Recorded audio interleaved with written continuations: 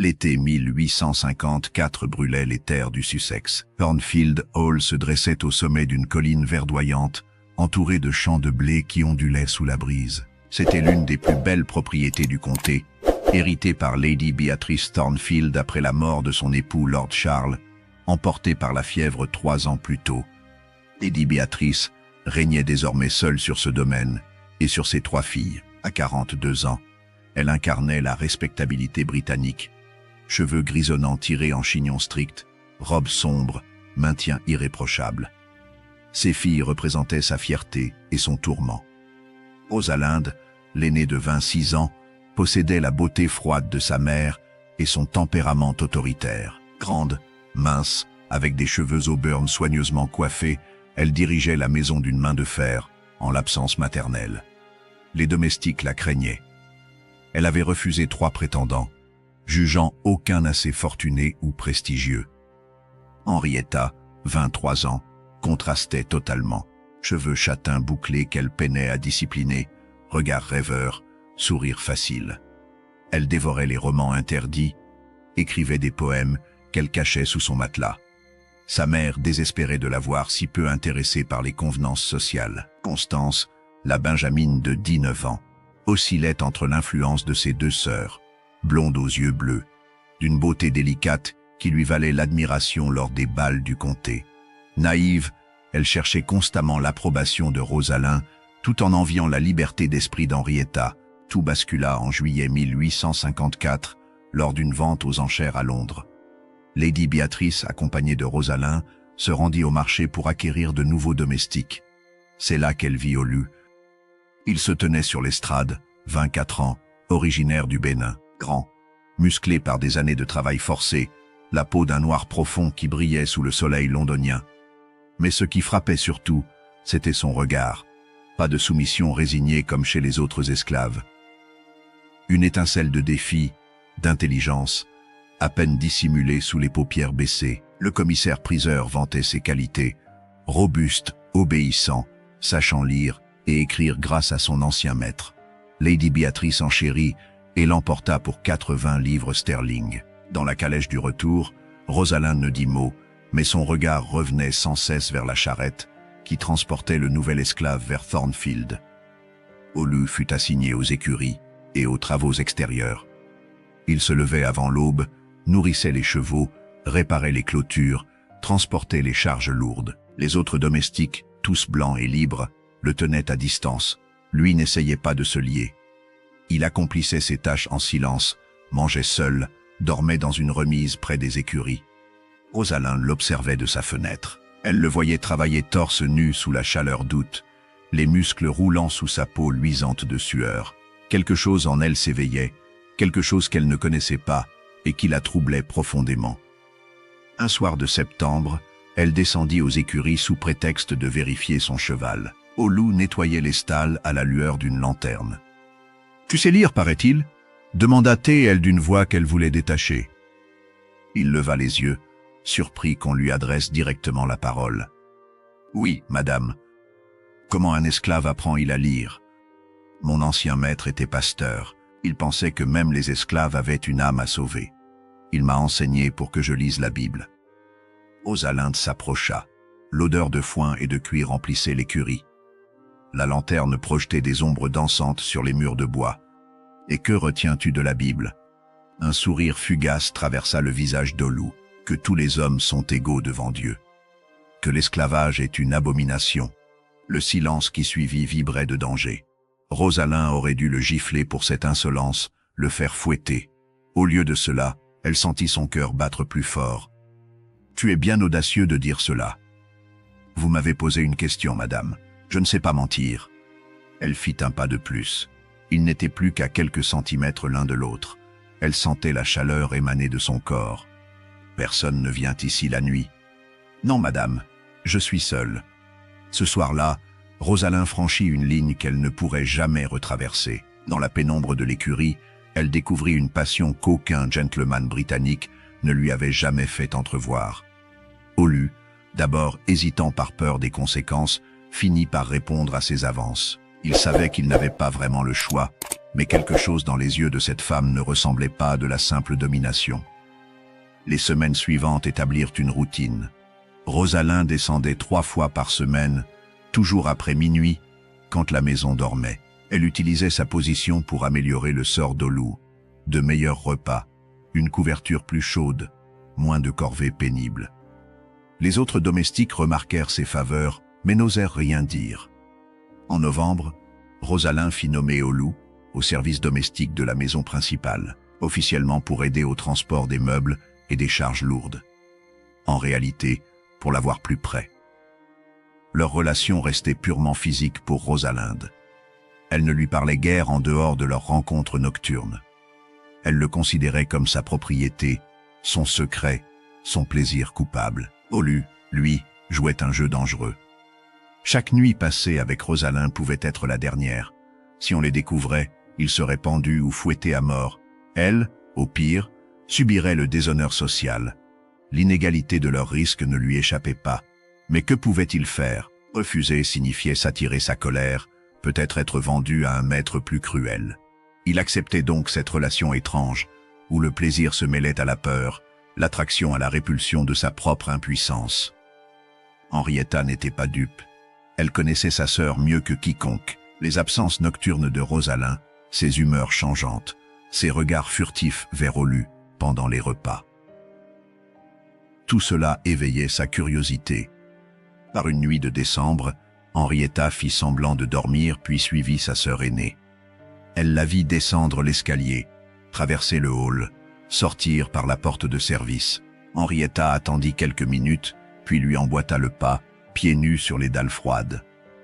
Elle se cacha derrière la porte entr'ouverte de la remise où Olu logeait désormais. Ce qu'elle vit la cloua sur place. Rosalind, toujours si rigide et convenable, s'abandonnait dans les bras d'un esclave noir. La scène la choqua d'abord, puis quelque chose d'autre émergea. Une jalousie brûlante, non pas morale, mais possessive. Henrietta n'avait jamais connu d'homme. À 23 ans, elle attendait un mariage qui tardait à venir. Ses rêves romantiques se nourrissaient de romans où les amours impossibles triomphaient toujours. Voir sa sœur connaître cette passion la remplissait d'envie. Le lendemain après-midi, elle coinça Olu dans le couloir des domestiques. « Je sais tout », murmura T.L. Le visage d'Olu se figea. La terreur passa dans ses yeux.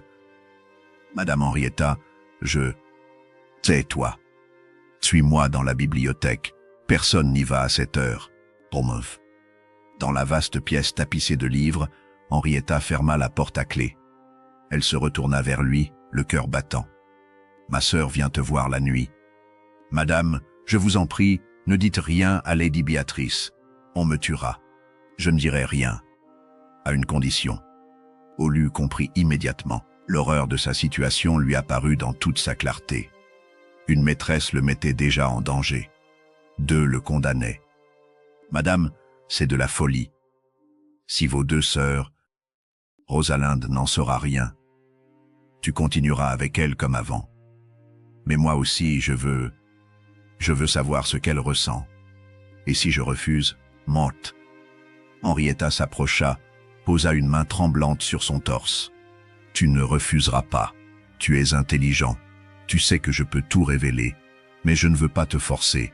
Je veux que tu me veuilles aussi. » C'était un mensonge, et ils le savaient tous deux. Olu n'avait aucun choix. Mais Henrietta se racontait une autre histoire, celle d'une romance interdite, d'un amour qui transcendait les barrières sociales et raciales. Cette nuit-là, Henrietta vint le rejoindre. Contrairement à Rosalind qui prenait son plaisir avec une froideur presque clinique, Henrietta cherchait la tendresse, les mots doux, l'illusion d'une vraie relation. Olu comprit rapidement qu'il devait jouer 2 rôles différents avec les 2 sœurs. Un calendrier tacite s'établit. Rosalind les lundis et jeudis, Henrietta les mardis et vendredis. Les mercredis et samedis, Olu dormait seul, le dimanche étant réservé aux obligations religieuses de la famille. Les semaines passèrent ainsi. Olu vivait dans l'angoisse permanente qu'une erreur ne révèle tout. Il devait se souvenir de ce qu'il avait dit à l'une ou à l'autre, ne pas confondre leurs confidences. Rosalind lui parlait peu, mais exigeait beaucoup. Henrietta parlait sans cesse, lui racontait ses rêves, ses lectures, cherchait son avis comme s'il était son égal. Et lui, dans tout cela, il n'osait même pas réfléchir à ses propres sentiments. Comment distinguer le désir de la contrainte, l'affection de la stratégie de survie? Parfois, avec Henrietta, il oubliait presque leur situation. Elle le regardait comme un homme, pas comme un esclave. Mais ces moments de douceur rendaient le reste encore plus insupportable. Mars 1855 apporta le printemps et une nouvelle catastrophe. Constance, la Benjamine, cherchait Henrietta pour lui montrer une robe qu'elle avait fait retoucher. Elle ne la trouva pas dans sa chambre, ni au salon, ni dans le jardin d'hiver. Un pressentiment la poussa vers l'aile des domestiques. Elle entendit des murmures derrière une porte. Collant son oreille contre le bois, elle reconnut la voix de sa sœur et celle d'Olu. Constance ouvrit brusquement la porte. Henrietta et Olu se séparèrent d'un bond, mais trop tard. Constance avait tout vu. « Mon Dieu! Henrietta, comment peux-tu » Henrietta se recomposa, lissa sa robe. « Constance, ferme cette porte et écoute-moi. Je vais tout dire à mère. C'est une abomination.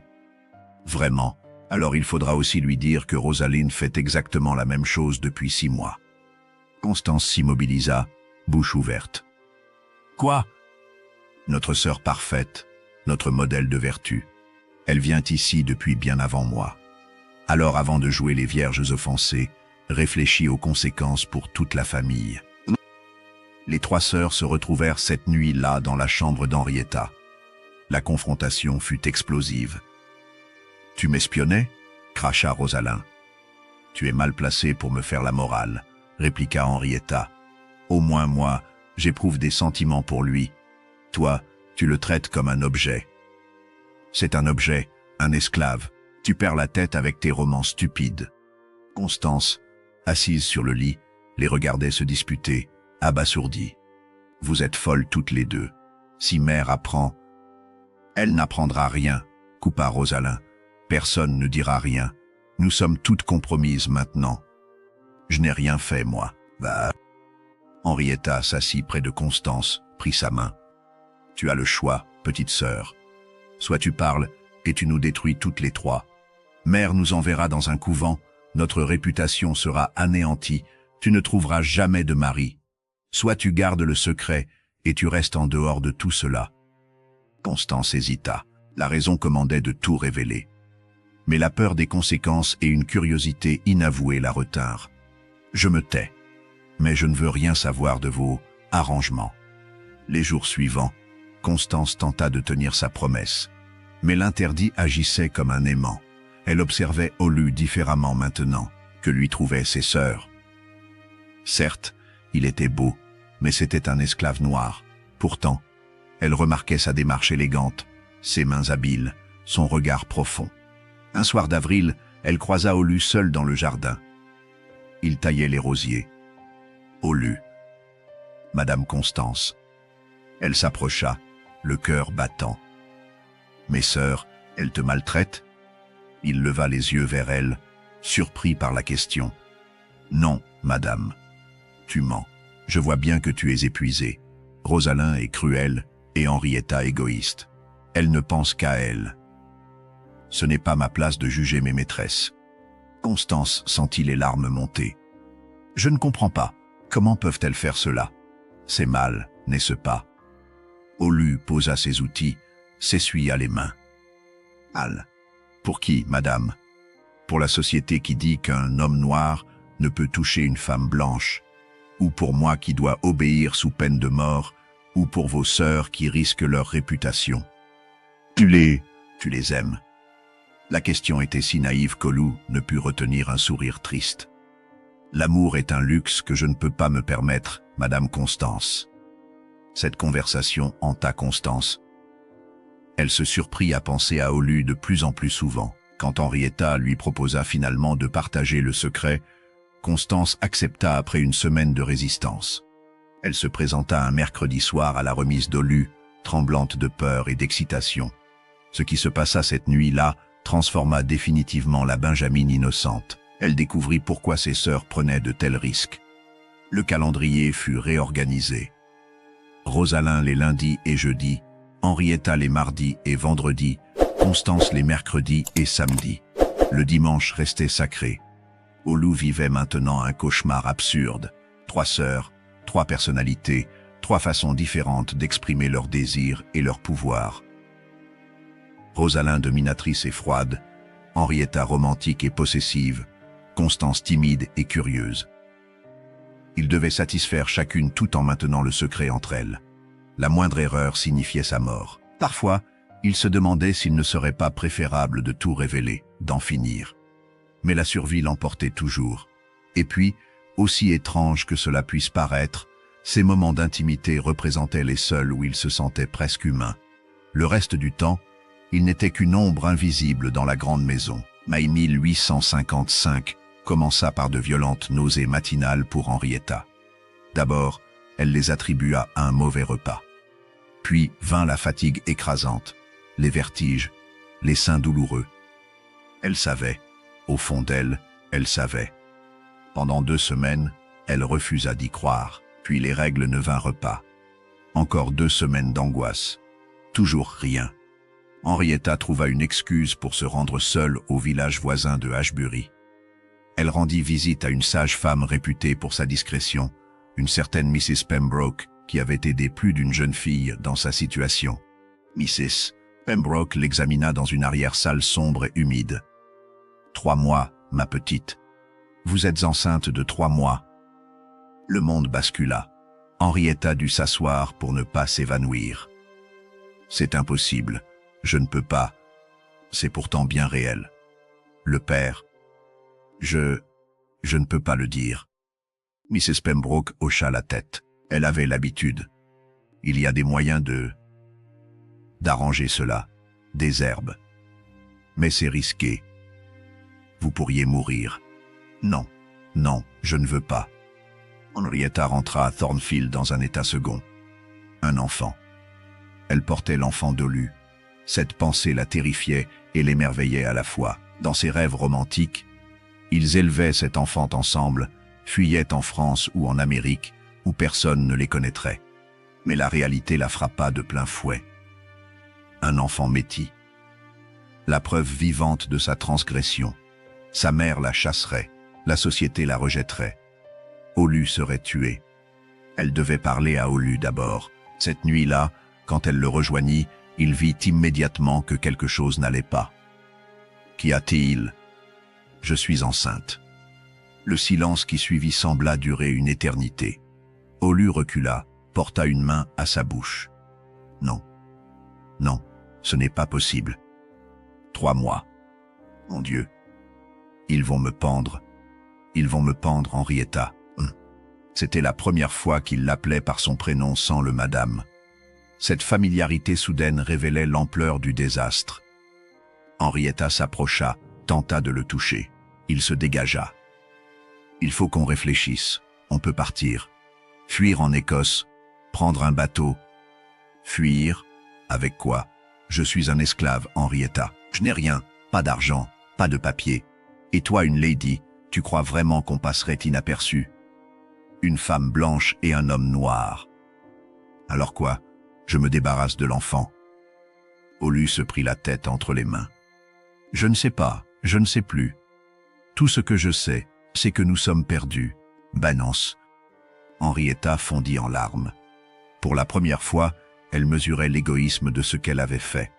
Elle s'était raconté une belle histoire d'amour, mais elle avait piégé Olu dans une situation impossible. « Je t'aime », murmura-t-elle. Olu la regarda longuement. Même si c'est vrai, ça ne change rien. L'amour ne nous sauvera pas. Henrietta ne pouvait plus cacher la vérité à ses sœurs. Le ventre commençait à s'arrondir, ses robes devenaient serrées. Début juin, elle les convoqua dans sa chambre. « Je suis enceinte. » D'Olu, 3 mois et demi. Rosalinde devint blême. Constance éclata en sanglots. « Tu es complètement folle. Tu nous as toutes condamnées. Je ne voulais pas. Je ne pensais pas. » Évidemment que tu ne pensais pas. Tu ne penses jamais. Avec tes histoires stupides et tes rêves impossibles.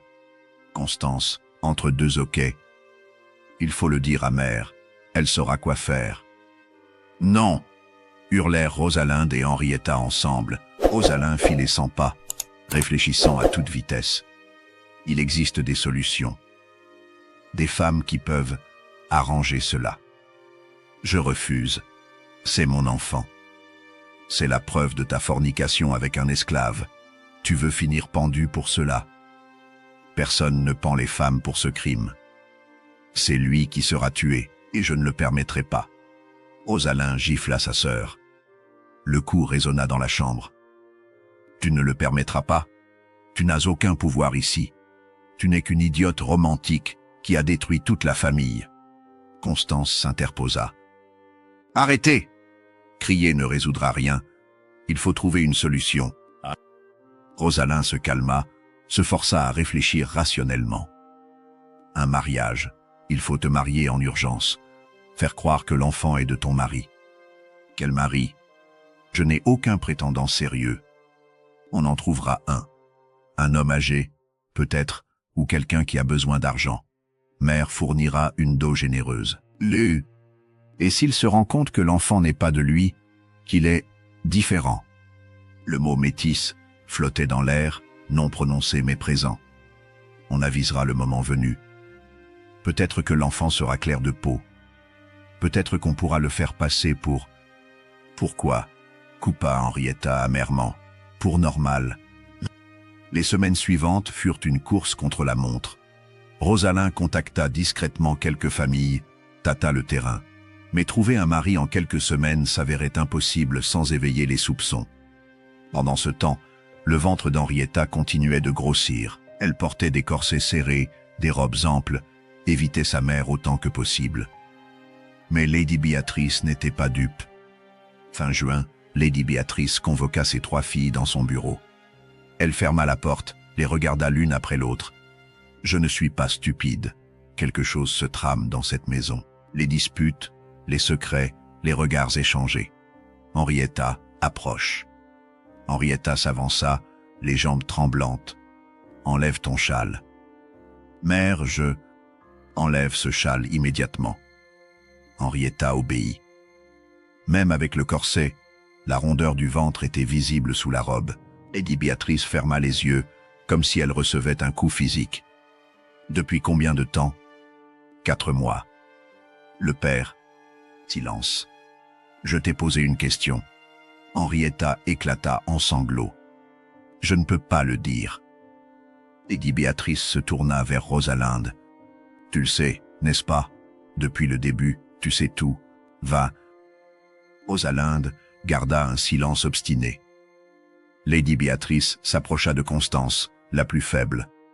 Toi, parle. Qui est le père? Constance céda sous la pression. Olu, l'esclave. Le silence qui suivit était assourdissant. Lady Béatrice chancela, dut s'appuyer contre son bureau. Un esclave. Un noir. Mais... Elle se tourna vers Henrietta, le visage déformé par le dégoût et la rage. Comment as-tu pu? Comment as-tu osé souiller ainsi notre nom, notre famille? Mère, écoutez-moi. Me souiller les oreilles avec tes excuses? Tu n'es plus ma fille. Tu n'es qu'une traînée, pire qu'une prostituée de bas étage. Dombie. Rosalinde tenta d'intervenir. Mère, nous devons réfléchir calmement. Calmement. Ma fille porte l'enfant d'un esclave et je devrais rester calme. Sous la pression, Henrietta cracha la vérité dans un moment de folie. Je ne suis pas la seule. Rosalinde aussi. Et Constance. Nous le partagions toutes les 3. Le monde s'écroula. Lady Béatrice recula, porta une main à son cœur. Un instant, Rosalinde crut que sa mère allait s'effondrer. Vous, toutes les 3. Rosalinde voulut naître, mais le regard de sa mère lui fit comprendre que c'était inutile. C'est vrai, avoua-t-elle simplement. Lady Béatrice tituba jusqu'à son fauteuil, s'y laissa tomber. Elle resta silencieuse pendant de longues minutes, le visage dans les mains. Quand elle releva la tête, ses traits s'étaient durcis. Voici ce qui va se passer. L'esclave sera fouetté publiquement demain matin devant tous les domestiques, puis il sera vendu au premier marchand qui passe. Je ne veux plus jamais le voir. Non, mère, il n'est pas... Silence. Tu as perdu le droit de parler. Rosalind, tu partiras dès demain pour l'Écosse, chez ma sœur. Tu y resteras indéfiniment. Constance, j'ai déjà reçu une demande en mariage du marquis de Hartfield. Il a 52 ans et cherche une jeune épouse. Tu l'épouseras dans un mois. Mais mère, je ne veux pas. Ce que tu veux n'a plus aucune importance. Quant à toi, Henrietta, tu partiras pour le couvent de Sainte-Brigitte en Irlande. Tu y accoucheras dans l'anonymat. L'enfant sera confié à une famille d'accueil. Jamais il ne portera notre nom. Non, vous ne pouvez pas me prendre mon enfant. Je peux et je vais le faire. Soyez reconnaissante que je ne vous chasse pas toutes les trois sans un sou. Maintenant, sortez de ma vue. Vous me donnez la nausée. L'aube du lendemain se leva froide et grise. Tous les domestiques furent rassemblés dans la cour. Olu fut amené, les mains liées dans le dos. Il savait ce qui l'attendait. Son regard chercha les fenêtres de la maison, mais les sœurs avaient été enfermées dans leur chambre. Le régisseur lut les charges. Conduite inappropriée avec une membre de la famille. Aucune mention de la vérité. Le déshonneur devait rester secret. Olu fut attaché au poteau. Le fouet siffla dans l'air. Le premier coup le fit grimacer. Le deuxième arracha un cri. Au 10e, sa chemise était déchirée, son dos en sang. Au 20e, il ne criait plus, semi-conscient. Henrietta, depuis sa fenêtre, hurlait et martelait la porte verrouillée. Ses cris se mêlaient au sifflement du fouet. Après 30 coups, on détacha Olu. Un marchand d'esclaves l'attendait déjà, arrivé à l'aube sur ordre de Lady Béatrice. Transaction rapide, 20 livres sterling, un prix dérisoire pour un esclave abîmé. On le jeta dans une charrette. Avant de partir, il leva les yeux vers la fenêtre d'Henrietta. Leurs regards se croisèrent une dernière fois. Puis la charrette s'ébranla, disparut sur la route. Henrietta s'effondra sur le sol de sa chambre. Ce fut Constance qui vint la relever, la serrer dans ses bras. Les deux sœurs pleurèrent ensemble. Rosalind quitta Thornfield le jour même, dans une calèche fermée, destination l'Écosse. Elle ne dit au revoir à personne, le visage fermé, refusant de montrer la moindre émotion. Constance fut mariée 4 semaines plus tard au marquis de Hartfield, un homme austère qui la traitait avec une froideur polie. Elle tomba enceinte rapidement et mourut en couche 6 mois après le mariage. L'enfant, une fille, survécut, mais Constance ne la vit jamais. Henrietta fut conduite au couvent de Sainte-Brigitte début août. Les sœurs irlandaises l'accueillirent sans jugement. Elle n'était pas la première jeune fille de bonne famille envoyée là pour cacher une grossesse scandaleuse. Elle accoucha en décembre 1855, après un travail difficile de 18 heures. Un garçon, magnifique, la peau claire mais les traits indéniablement métissés. Les yeux d'Olu. « Comment l'appellerez-vous » demanda la sage-femme. « Thomas. Il s'appellera Thomas. » Non. Elle le tint contre elle pendant 10 minutes. 10 minutes pour mémoriser son visage, son odeur, le poids de son petit corps. Puis on le lui retira. Une famille d'accueil l'attendait, quelque part en Irlande. Elle ne saurait jamais où. Henrietta resta au couvent.